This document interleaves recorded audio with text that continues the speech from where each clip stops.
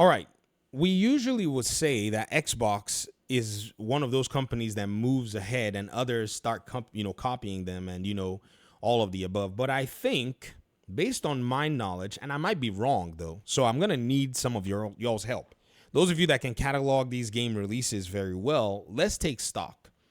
I remember PlayStation's strongest, release cadence on the PlayStation 4 was around 2018, 2019, moving into the next generation. They literally slammed the door shut to that conversation of whether or not they had first-party games coming for people. I also remember that even before then, they'd been doing marketing and such to kind of get the awareness of their games out there. And that was a very big deal. If you think about their release cadence in 2018, it was God of War Ragnarok, God of War 2018, big game, and Spider-Man 2018, the first iteration of their Marvel Spider-Man game developed by Insomniac. These two games had some solid and serious marketing. So already they were bringing out games that you could tell that people wanted to play, but then the marketing was just insane. In fact, did you guys know that PlayStation spent a sizable sum to go ahead and actually advertise this game? In fact, there's an article here by Fast Company where they write about it. Sony PlayStation uses a blockbuster ad strategy for new Spider-Man game. The first game partnership between Marvel and Sony gets a big-time ad on NFL's opening night. This game's ad, spend was insane. So when people say, oh, the game brought in, $3 billion and all that, Destiny's ad spend was also, in out of this world when Activision was taking care of, that kind of a budget. They blew, I can't remember how much. It was a good chunk of money. So it says one of the most highly anticipated video games of the year. So it makes sense that the first major commercial for its airing during one of the most watched nights in sports. The 2018 NFL season kicked off on NBC's Thursday Night Football, and Sony PlayStation took the opportunity to drop a big game ad for Marvel's Spider-Man, which launches on September 7th. It's the first game collaboration between Marvel and Sony since the two struck a deal in 2015 to play nice with the iconic character and share its rights, and the branding is treating it like any other blockbuster. So this particular ad says, there's a quote here. It says, I can't remember the last time we bought a 90-second spot, and it's one of the most expensive media buys for a single spot we've ever done, says Eric Lempel, Sony PlayStation's global head of marketing. It'll be something brand new, something our fans haven't seen before. It brings a few elements together from the game to our hardware side to the PlayStation Store, so internally we're working across all the marketing verticals to tell a story with this spot. Guys, this marketing campaign worked effectively. There was no doubt about it. So this particular time with PlayStation's cadence to say, oh yeah, God of War 2018 just hit, and then, did y'all forget the hype when they first revealed God of War 2018? That by itself shook the entire PlayStation, community. In fact, it was an earthquake. Then to top it up again was this Spider-Man, advertising and marketing. And so everything, just with these two games, PlayStation was on top of the world. But you also got to remember, though, there was something very interesting at the time. And that was, if you actually go ahead and consider, the number of games that were launched around 2018 were not really that many. That was a different time. So when you look at that cadence of 2018, and then you go into 2019 with Ghost of Tsushima, The Last of Us Part 2, your, opinions, wherever it is, but people were excited for The Last of Us Part 2 until the league, and then we saw, oh, crud. No one can doubt that PlayStation was actually coming out with some solid games. Here's the difference, though. There were two of these major games. Now, I don't know what else was released in 2018 from the PlayStation and 2019 from the PlayStation, house of releases. But PlayStation is one publisher. It's one publisher.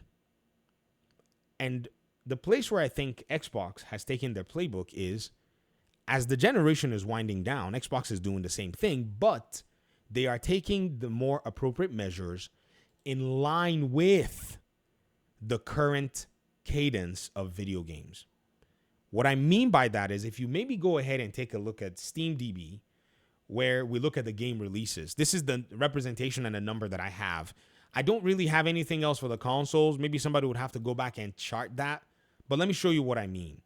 What I mean here is, if you look at, say, Steam and the games that are launched each year, 2018, that year, 8,000 games were launched the entire year on PC. Now, this is not representative of console, but we can say that console launches were probably, less. I mean, if you did a quick Google search, how many games released on PlayStation 4 in 2018, we might get a number. Maybe if you use ChatGPT or something, you might be able to get, say, a number or some sort. This says every game released on PC, PlayStation 4, and Xbox One and Switch in 2018. So somebody basically went ahead and charted this stuff, right?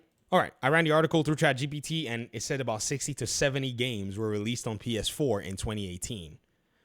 I mean, that's a significant difference, right? If you take that cadence, so maybe it's like 1%, right?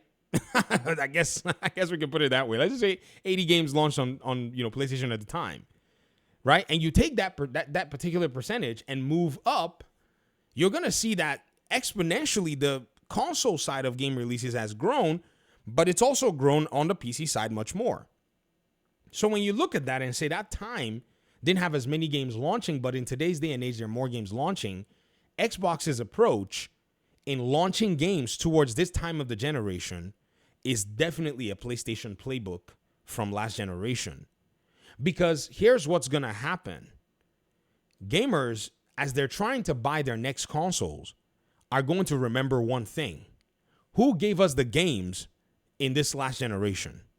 Now, there are going to be some of them that say, well, it's Xbox, but Xbox also gave me games. So what am I going to do? I'm going to stick with PlayStation because this is where I have my game library and so on and so forth. No problem. Xbox is fine with that. You're giving them money. They're okay. But there are going to be some of them. In fact, we're already seeing some of them. The console generation has not even turned yet. And we're seeing anecdotes all over the place.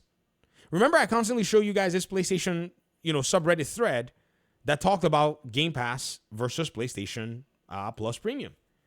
And every time we see, or go ahead and look at this particular thing, we can just look and quickly see people already switching from the PlayStation 5 to the Xbox. Anecdotally, these are anecdotes. But these anecdotes are being driven by something. And what is the thing that they're being driven by? They're being driven by the fact that Xbox is actually dropping the games, similar, in my opinion, to when PlayStation dropped games in the last PS4 generation, appropriate to the market. Dropping 2 games in 2018, heavy hitters, was a big deal with a huge marketing budget. Xbox this year alone has dropped way more, but I think it's also in line with the saturation of the market so that everybody not only sees that and knows that, but it's not necessarily because Xbox wants to do that. It's because now Xbox is no longer one publisher like PlayStation was in the 2018 timeline, and now they're now a coalition of 4 publishers. So their cadence is now different. So the gamer who's looking at the Xbox ecosystem is going to be looking at it very differently. They're going to be saying to themselves, you mean to tell me that I can actually enjoy multiple benefits from these publishing arms, all stacked and collated in one place? And so as they're changing the turn of the generation, I would not be surprised if more gamers moved from PlayStation to Xbox because of what they've seen now.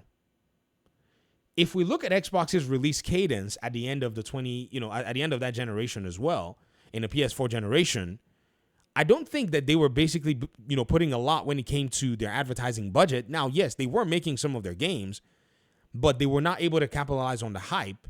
In fact, this is where I think Phil Spencer said something along the lines of, man, we need something like an Uncharted kind of game. Because he thought he needed something that would basically rile up or, get people all fired up. And so what is getting people all fired up now? I think Xbox has a clear pathway to do that. That's Game Pass, and not just Game Pass, but the availability of every game that comes from, Xbox's coffers or their other publishers that they now own. We need to wait and see how this manifests, but it's actually a thing that I think is going to change the landscape of the whole console conversation as we move into the next phase. Talk to me in the comment section. Thanks for watching the video. Peace out.